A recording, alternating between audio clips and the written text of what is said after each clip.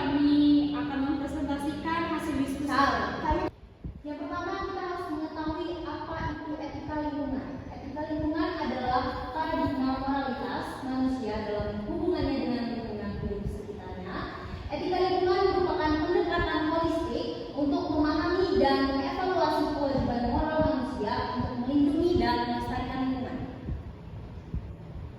Lalu ada sejarah dan perkembangan etika lingkungan. Yang pertama, fase tradisional. Dalam banyak budaya tradisional dan kepercayaan kuno atau dalam agama Hindu, Buddha, kepercayaan dan Nusantara, alam dianggap sakral dan manusia hidup dalam simbiosis spiritual dengan lingkungan. Lalu yang kedua, revolusi industri dan kerusakan etis. Abad ke-19 sampai ke-19 sih? Lalu yang kedua, revolusi industri dan kerusakan etis. Pada abad ke-18 sampai 19 ditandai oleh eksploitasi sumber daya tanpa batas dengan basis antropocentrisme. Alam direduksi menjadi objek produksi ekonomi. Lalu yang ketiga, era modern pasca 1960, Rachel Carson dengan Silent Spring tahun 1962 menjadi tonggak kesadaran ekologi modern. Lahirnya gerakan ekofeminisme, deep ekologi dan environmental justice. KTT Bumi di Rio tahun 1992 mengintegrasikan etika lingkungan dalam pembangunan global. Lalu di sini ada landasan filosofi. Yang pertama, ontologi. Menyangkut hakikat alam, apakah alam hanya objek atau subjek etis? Lalu beberapa aliran mengakui entitas manusia seperti pohon, sungai, hewan sebagai makhluk dengan martabat. Lalu yang kedua, epistemologi. Ilmu lingkungan tidak hanya bersifat empiris, tetapi harus ditafsirkan secara etis dan normatif. Ilmu harus bersinergi dengan kearifan lokal dan nilai moral. Dan yang ketiga, aksiologi. Alam memiliki nilai intrinsik pada dirinya sendiri, bukan hanya nilai instrumental, tetapi berguna bagi manusia. Materi selanjutnya akan disampaikan oleh rekan saya, Elizabeth.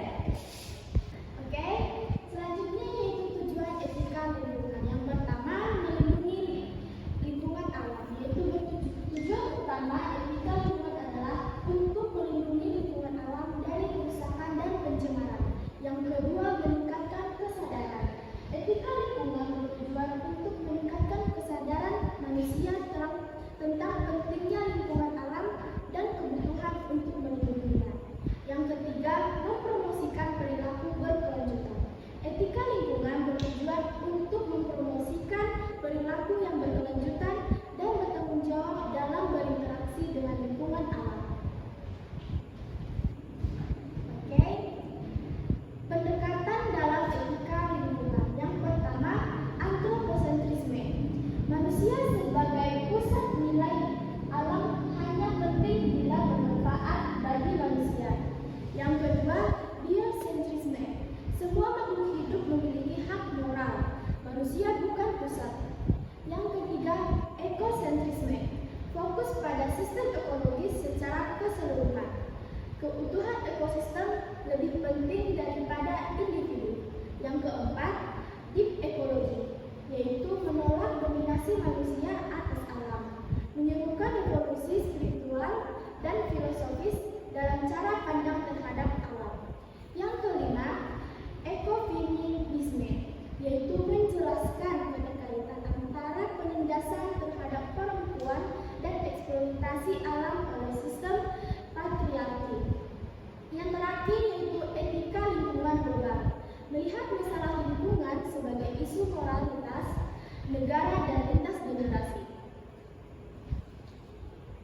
Oke, manfaat dan peran etika lingkungan. Yang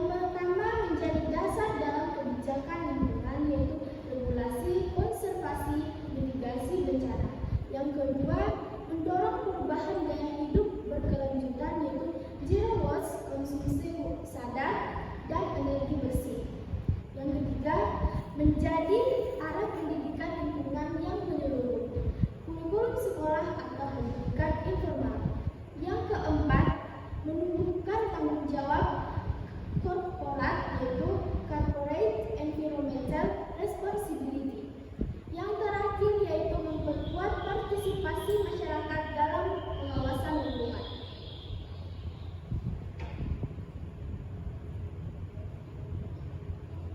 Prinsip-prinsip lingkungan. Yang pertama, menghormati intrinsik alam. Alam tidak boleh diperlakukan sebagai komoditas atau sumber daya untuk dieksploitasi dan dibuang. Kedua, saling ketergantungan spesies dan ekosistem. Manusia berperan dalam melestarikan dan melindungi lingkungan karena manusia bertanggung pada alam dan sistem alam untuk bertahan hidup. Yang ketiga, keberlanjutan ekologis. Penggunaan sumber daya alam harus dilakukan secara bertanggung jawab dengan tujuan untuk melestarikan ekosistem dan keanekaragaman hayati. Yang keempat yaitu tanggung jawab manusia. Manusia harus bertanggung jawab atas tindakan dan keputusannya serta konsekuensinya terhadap lingkungan hidup. Yang kelima, kesetaraan manusia. Etika lingkungan mendorong perjuangan untuk dunia yang adil, yang mana hak-hak dan kebutuhan manusia, hewan, dan tumbuhan harus dihormati dan dilindungi. Yang keenam yaitu prinsip kehati-hatian. Manusia harus melakukan tindakan pencegahan terhadap kerusakan lingkungan, bahkan ketika bukti ilmiah tidak meyakinkan. Yang ketujuh, hak untuk tahu. Individu berhak untuk mengakses informasi mengenai isu-isu lingkungan. Yang terakhir yaitu hak untuk berpartisipasi. Warga dari satu negara berhak untuk berpartisipasi dalam proses pengambilan keputusan terkait kebijakan lingkungan. Selanjutnya akan dilanjutkan. Oke, selanjutnya akan dilanjutkan rekan kami yaitu Salasia.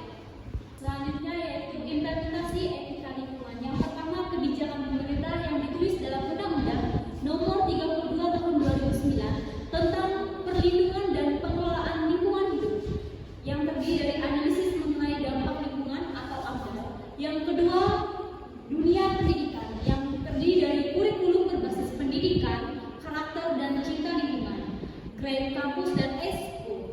Yang ketiga, masyarakat, yang terdiri dari gerakan bersih sungai, komunitas bank sampah, urban farming. Yang keempat, industri, yaitu terdiri dari ISO 1041, yaitu sistem manajemen lingkungan, audit lingkungan, dan pelapor ESG. Selanjutnya yaitu tentang studi kasus dan refleksi. Yang pertama, studi kasus, yaitu adanya kebakaran hutan dan kabut asap di Kalimantan dan Sumatera, yang terdiri didorong oleh pembukaan lahan sawit secara ilegal, pelanggaran prinsip tanggung jawab dan keadilan ekologis. Studi kasus yang kedua yaitu kearifan lokal suku Baduy, yang terdiri dari mempraktikkan prinsip berkelanjutan, tidak mengungkapkan bahan kimia dan tidak merusak hutan. Adapun tantangan dan arahan ke depan, yang pertama itu krisis iklim global, yaitu mendorong etika yang lebih radikal dan tradisional. Dua, konsumerisme massal, yaitu menuntut revolusi gaya hidup minimalis dan etis. Yang ketiga, kelemahan penegakan hukum, yaitu